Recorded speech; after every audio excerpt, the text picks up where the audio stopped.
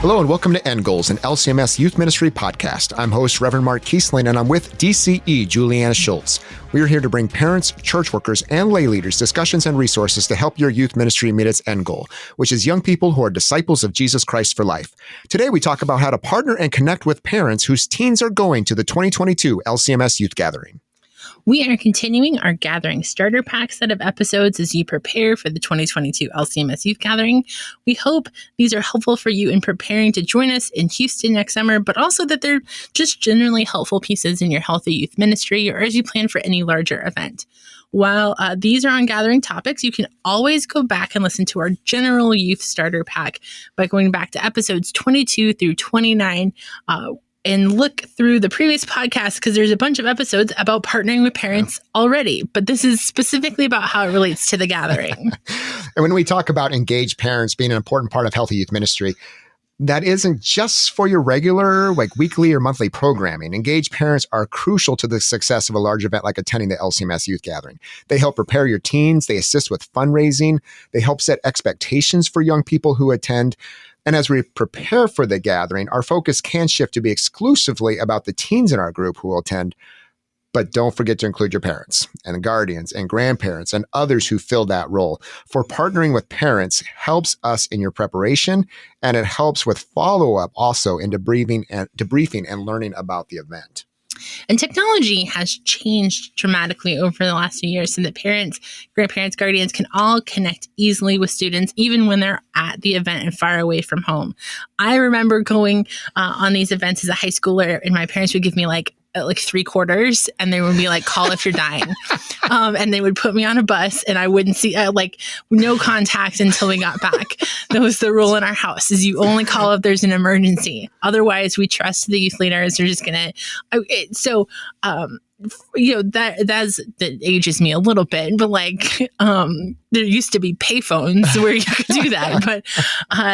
But now there's this huge blessing that these parents can be interacting not just before and after, but during the event even, as they encourage their young person, as they help them better understand what's going on at the gathering. But that also means that the parents' responses via text or phone call about what's going on at the gathering can really impact that young person's attitude, their tone, the experience that they have at the event. So if your parents trust and support your adult leader team, this can create a really positive support system. But if that parent isn't on board or excited, that can be really discouraging on that. So we really want to make sure that we have a great partnership between our adult leaders and our parents as we go to the gathering. Today, to talk about partnering with parents and connecting them to the gathering experience is Amanda Jahnke, DCE at St. Paul in Fort Worth, Texas. She is finishing a master's in family science at Concordia St. Paul and is a certified parent coach. Amanda is also a member of the 2022 gathering planning team working on the adult leader resource team. So thanks for joining us again, Amanda, on the podcast. Thanks for having me. I'm excited to be here. Great. Thanks, Amanda. Well, we're going to talk again about these engaged parents and how important they are for your youth ministry beyond the gathering. Because parents are so important, we want to engage them throughout the process. How can some parents engage with the gathering even though they aren't attending as adult leaders? So first and foremost, it's important to encourage parents to be in prayer for this process, for your team, for the adult leaders who are pouring into their kids. Any way that they can cover this experience in prayer is going to help set their heart right and encourage their teens. But they can also help with the logistics of planning a gathering. They can help with the fundraising. We all know that a lot of fundraising goes into your gathering experience. And so make sure you're inviting parents to partner with you and participate in those alongside of you. And they can also help in preparing their students. So having conversations about what the gathering is and what they can expect to experience there. And also setting kind of boundaries and expectations for student behavior. If you have parents who are on board with your rules and your boundaries for students, they can back you up. They can encourage their students to participate fully and be present in the gathering. Also, one really cool way during the gathering that parents can connect is by watching the mass event. In the past, I've had groups of parents come together and form little watch parties where they would watch the mass event together. and they'd be able to talk about it in and amongst their parent group. And it was such a cool way for parents to also build community together, which is something that's often missing in our lives. And so encouraging them to watch the mass event and to gather together and see what their kids are seeing so that they'll be able to talk about it when their kids come home. And then finally, watching the social media channels for what's going on throughout the gathering. There's awesome ways that bits and pieces and snapshots of the gathering are communicated that way. So you get a feel for the excitement and the energy and the way that God's moving during that time. Even as an adult planner, I encouraged my parents I actually sent them a Facebook Live of me talking about this space that I was working in at the gathering. And I had been talking about this space for like 2 years. And I must have just sounded like gobbledygook to them but when they watched the Facebook Live, they were like, oh, that's what you meant when you said photo op, or when you talked about servant, being able to utilize those small bits and pieces, either, I love the watch party idea or the social media can really help contextualize your parents this thing that when you're trying to describe it otherwise might be a little difficult for a teenager to express exactly what's going on.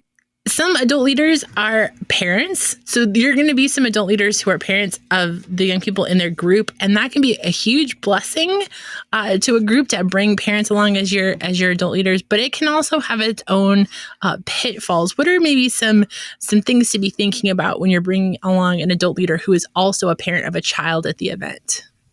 So it's important to remember that the relationship they have at home travels with them. And so if you have a parent who tends to be more critical of their child, or a parent who tends to pave the way for their child, that behavior is not going to suddenly stop at the gathering.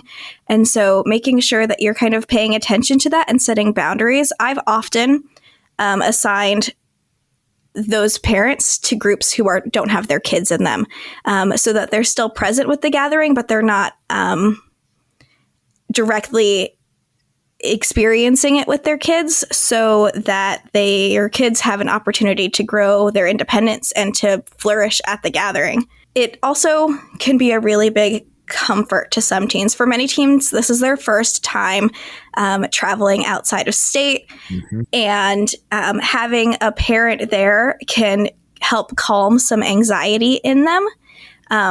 But it's important to kind of balance that again, because the gathering is a time of immense growth in a teen's life. And so making sure that the parent is there to provide some comfort, but not so much so that they're like building a bubble around their child and stopping them from experiencing what the gathering has and what God has planned for them.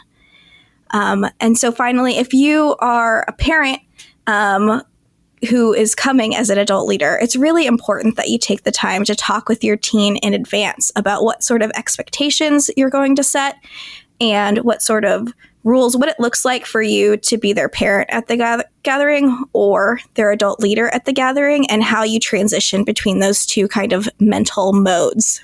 Appreciate that preparation side. I know this came through some I think writing and presentations I've seen with Fuller Youth Institute when they talk about, for parents, a unique situation you're in youth ministry. And they talk about the fact that, generally, if your kid's going to go to Disney World for the first time, you want to be a part of that. You're their parent. You want to watch their eyes and as they react to things and experience these amazing experiences. And then we talk about something like a mission trip or servant event or a national youth gathering, and you're sending your kids and you don't get to go, but you want to be with your kids to watch them grow and to experience these things. So that can be a hard disconnect. And so to think through it on the front end for a parent to be ready for that, how do you still support in the middle of that? And also for, like you said, those parents who go along too, to give them space to have that experience, but yet to be able to witness that and to see that joy being close by them too, is just something I think for that filter for parents to think through in that unique situation of youth ministry when your kids are starting to become more independent, be able to travel maybe for the first time. So just exciting things that are happening in the lives of a young person, and for adults to kind of consider some of those things, and parents is great for them to be able to talk and communicate. And on that communication side, that's where we want to turn our attention to a little bit. How would you suggest communication with parents while their teen is at the gathering? And whether from the perspective of the parent hearing this, what you would suggest, but then maybe also as an adult leader, what are suggestions maybe that you would work to manage that a little bit or give tips to the parents for kids who are attending? So if you think back to Juliana's story about her 3 quarters, I was sent to my first gathering with a phone card, a long distance calling card. Yeah. Because my mom wanted a nightly phone call, and that was her thing. And so she was going to send me with a phone card and make it happen. So it's really important to set boundaries around how you are encouraging parents to communicate with their kids during the gathering. You can't stop them, and you shouldn't stop them. But letting them know when they can expect to hear from their youth and when you're going to be busy, knowing that the gathering is a full, busy day with not a lot of downtime and pauses, letting parents know that they shouldn't expect their child to respond between maybe the hours of 9 and 11 p.m. And so you're going all the time. So then setting aside time for students to make phone calls. In our groups previously, at the end of our community group time in the evening or in the morning, depending on how late the night was, we end it with everybody call home, let your moms know you're okay. And so letting them know that they can expect at least that one kind of daily contact that is sort of structured lets them have confidence in knowing that their kids are safe, that their kids are doing well, and that things are good. Because you don't want to leave parents at home worried and anxious about this experience. And that's also great for those kids. I'm going to point out particularly high school guys who aren't necessarily wanting to have a full debrief with mom when they call home, but who might not respond to any texts. So as an adult leader, have gotten a text message like, is my child okay? They have not responded to anything in 3 days. Also good to encourage them to say like, yes, I will hand my phone to them, right? Or I will ask them to respond to you. So both for students who may be parents who are trying to over communicate and for students who may be under communicating, that's a great strategy. Thanks for looking out for all of us 17 and 18-year-old young men who maybe struggled with that. Who are not responding to mom's texts, and mom just wants to know they're okay, right? That's exactly right. You don't want to leave a parent at home worried or concerned, but you also don't want it to take away from anybody's experience. Mm-hmm. Yeah, and it's also important that you build that trust with parents, right? Because if they have a relationship with you, if they know who you are, and that you have their child's safety and best interest at heart, that's going to calm a lot of those anxieties too. It's going to make them feel more confident in their ability to go that long without talking to their kids when their kids are that far away. So helping them know about the safety precautions you're taking, making sure you've had the time to answer all of their questions about the process. And then making sure that they have your cell phone number so that they can contact you if they're feeling worried or concerned, and actually encouraging them to use that is a really helpful way to kind of calm those fears and that anxiety. It's also really important that you're not triangulating conflict. So if you are struggling with a student who is breaking boundaries, your first call should not be mom. It should be sitting with that student and talking through what's going on, and maybe buddying them up with another adult leader to walk with them. Before you get to calling mom and saying, hey, your kid is doing this, this, and this, and asking them to intervene. They're not there. All they can do is send the text that's already getting ignored. And so making sure that you, to the best of your ability, deal with conflict inside your group, and you don't need to bring mom in for every little infraction. And that's true for your students as well, right? I don't want 2 students to fight and then have one of them go to mom, and then mom sending me a text going like, why aren't you doing something about the situation that maybe as an adult leader I haven't even been made aware of yet, right? That a student's not automatically going to mom or dad versus going to the adult leaders who are currently present with them and managing that. Because things can get blown out of proportion that way really quickly or triangulated in a really negative way. And it can be a really great opportunity too. I mean, we want to prepare our young people for life post high school and outside the home, that, these are great ways that in a Christian environment, you get to learn how to deal with conflict or issues that might be there directly. And because eventually parents aren't going to be there in those places as they move on to college or career or military service. And so here's again, this opportunity for them to grow in their maturity of just relationships between both adults and also their own peers. And so great learning can come through that.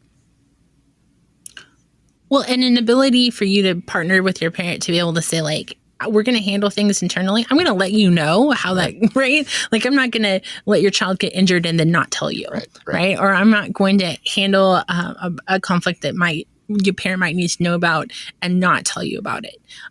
But I need you to trust me that we're going to handle this while we're here right now. And then I'm going to circle back with you later when that's appropriate and talk with parents. It's a back and forth in that conversation, making sure you talk about those things. And that could be something you put in your covenant too, right? It's something I've put in my covenants as well, in saying, like, hey, parents, if kid's really upset and you aren't here, you need to loop me into that, or vice versa. When something happens, I need you to trust that I'm going to bring you into that, so that we make sure we have the right boundaries for that. And then kind of to that same point, asking parents to keep you in the loop if there are any concerns or emergencies at home, if they're telling their kids things that might upset them. Making sure that they're also telling you them so that you can walk with those students well is really important to supporting them. Absolutely. And we've seen that play out at the gathering in terms of when love and care was shown in those times when something difficult was happening back home, of how the body of Christ there, the local body of Christ that is away, is able to rally around a young person and support them. At that time, pray with them and be encouraging them in God's word has been impactful in the life of a young person. Absolutely. Well, one of the favorite letters I've received after a gathering was from a parent. It started in a way, it was kind of like, I wanted to send this to like the people who planned this event. I was like, where's this going? Dum, dum, dum. It's like, read on. Okay, what happened? What happened with their child? And it was a beautiful letter about how their child came back as a transformed person, and all of a sudden just had a more joyful outlook on life and what was happening in their high school life, was respectful to her as a mother, was all of a sudden doing her chores and helping around the house joyfully and wanting to do this. And finally they talked, and she's like, well, I went to this session where a pastor helped me understand the stresses, what it is to be a parent and the responsibilities you have and what you're trying to provide for me.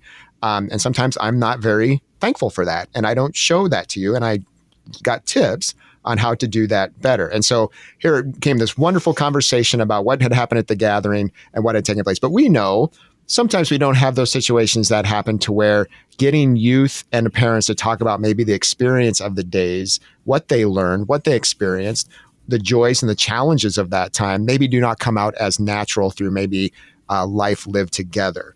So I want to talk about what are some practical ways in which parents can follow up with teens about their experience at the youth gathering.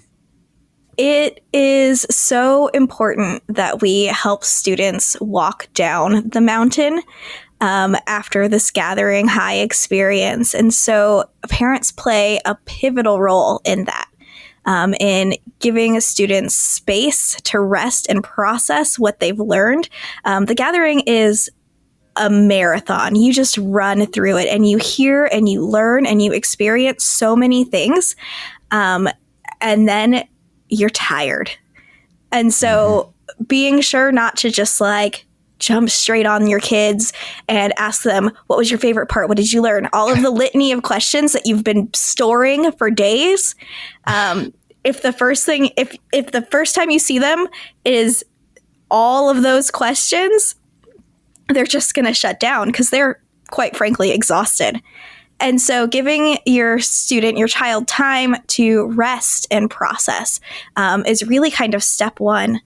But then you could go through their pictures to help prompt memories here and there so that they can talk about the experience. How many times have you been on a vacation where you can't remember every detail, but then when you're looking through the pictures, you see something and that sparks the story, and you can share everything that happened in that moment. And it's just a beautiful reminder, and you almost get to re-experience it.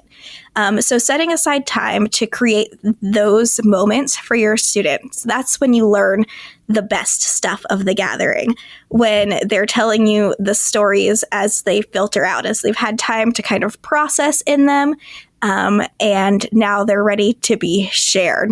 And when it's time to talk about your gathering experience, being sure to use open-ended questions that let them kind of guide their sharing. And so questions like, what surprised you? Or what was different than you expected?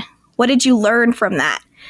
Those sort of questions help them process the experience and share what they're ready to share. And every time you ask those questions, you're going to get different answers. And so you'll slowly get to piece the puzzle together without being overwhelming.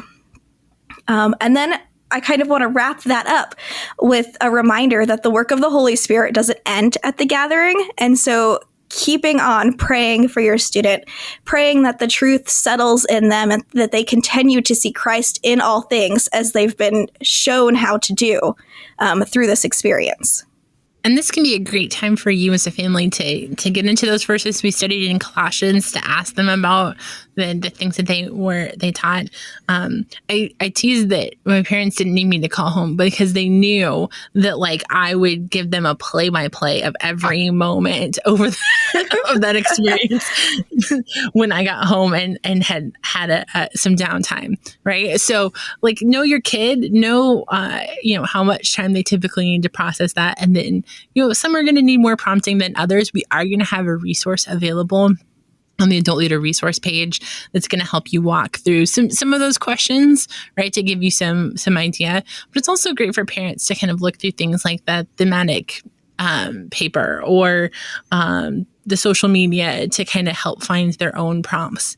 And then you might just have a student who's going to talk your ear off for the next 3 weeks about every experience they had at the gathering. And take that as a moment. I love that, for the Holy Spirit to work in that to help them settle and think about and process and come to kind of settle into those new learnings and experiences they had at the gathering. Every family is going to be a little different. Every student's going to be a little different. Every parent's going to be a little different. But there are some kind of great overall strategies you can have before the gathering, at the gathering, and after the gathering. They're going to help you communicate well with your parents. What are some tools we might use to structure that communication to parents so it's consistent and they're getting a lot of the clear communication they need? Oh, I love to use group texting apps, things like Remind or GroupMe or Band. There's a whole slew of options in your app store that will help you set up lists of contacts so that you can communicate really clearly and effectively. And so letting parents know that they can expect 1 or 2 or 3, whatever number works for your group, texts a day. Will really help them to know how to expect communication. But you can also do social media posts. One of my favorite things to do is to choose a student leader and let them go live in a moment of the gathering. And so let them kind of do an Instagram takeover so that they can share their day in the gathering from their perspective. And so then parents get to see what each component of the gathering looks like from an insider's view and from their own students, which is something that parents love. And then finally, in the past, with some groups, I have used a daily email. For some groups, this has been really good. And for other groups, it's been just a lot of extra work that wasn't really helpful. And so this is a place to really know your group and to discern whether or not that's something your parents need and want, or if it's something that would stress you out more at the gathering. Because remember, these are long days for you too. But keeping that as an option if that feels right for your group and for you as a way to communicate with families at home. All great suggestions, and just again, that ability to utilize technology in a real positive way and keep that connection back home. And two, for parents, like you said before, for parents back home to stay connected to one another too, as they support their young people who maybe have, again, that they're not able to be with, but yet be able to go through an experience like a youth gathering. So thankful for those ideas and insights and all the ways that you and your team are preparing adult leaders and parents for the time while their young people go away to the National Youth Gathering. So thank you so much for your investment in that and being with us today. Thanks for having me. It was so great to be here. So as we're thinking about our preparation for Houston next summer, parents are critical for setup, for planning, connecting with fundraising. Think about some of our younger youth. They might still be transportation for our young people to get to meetings. And so working with them so that they can be, again, those engaged parents and supportive of their young people. And this is where in that even preparation process, the communication, the follow through, this is an important place to build trust as a team as you support your youth so that the adult leader, the church worker, depending on what your structure might be in your church, and the parent are a team working to support that young person in their walk with Jesus and preparing for an event like the youth gathering. And it's in the preparation that really we have this chance to set up really great boundaries and be clear about how the parents and the adult leaders are caring for that young person. That's that same goal that we have, but what's going to work best for everybody. And then making sure you have open communication. Parents, especially if they've never been to a gathering before, this can seem like a very strange thing that they're sending their child to. They don't have a context for it. And so having adult leaders who help make sure that there's open communication so that parents know what to expect and how to expect that communication to come through. And certainly we want to say, if you're a parent listening too, is that there are a lot of details that go into preparing for an event like the youth gathering. So show that love and support for your adult leaders too, that are working hard and trying to stay on top of all these details, communicating with our office. Again, for a lot of people, this isn't a thing you do on a regular basis. So a lot of new learnings along the way. So we're thankful for parents who, again, appreciate the work adult leaders are putting into this process and supporting their own children. And we spend a lot of time with adult leaders thinking about how they're going to debrief and process and use the experience of the gathering in learning and in healthy youth ministry overall. But we need parents to be doing that as well in their homes as they're walking along, as things spark reminders of what's happened at the gathering, that parents feel equipped to help process and debrief that experience with their young person. Yeah, I just love the conversations that can take place over something like that, or whether it's a youth gathering or serve an event, whatever it might be. As a young person has that opportunity to, spread their wings a little bit as they mature, be able to try new things, take on some areas of leadership, and get to grow as who they are in Christ and get to understand their vocations. It's an exciting time for families to see that. And so we're so thankful when parents are able to take the time to do that, let them debrief and be able to talk about their experience. One thing I want to lift up just as we close here is we get some questions from congregations that would say, we've got adults who really want to engage in service at the gathering. And maybe being an adult leader is not the best fit for whatever reason, that they're letting someone else maybe have that experience. Maybe it's better for their youth if they're not along with the group together. And that was just one of the reasons why we started basically in 2016 a new volunteer opportunity for adults to come. And it's a commitment over just the 5 days of the event, but it's another great way where adults can come and serve the gathering. It's a great way to show your love and concern for young people of our church body, and as well as to get to know other supportive adults across our synod that are there to serve young people. So it's called Team Flex. That's the kind of the new name for it in the 2022 youth gathering. This would be, again, kind of where adults would come on their own, find their own housing. They'd have a schedule, again, very busy days themselves. So this is not a way to bring more adult leaders to the gathering, because they're going to be busy with their own volunteer schedule. But yet it's another way, again, if you've got parents who really want to engage in a service opportunity and want to have a unique one around the gathering, great opportunity. That application is going to open back up later this summer of 2021 and will remain open into 2022. So again, just another option if you've got parents looking for ways to serve. So some closing questions for you to consider. First, how are you working now to build trust and plan good boundaries with parents? How can parents connect well to what is happening at the gathering in general and with their own youth?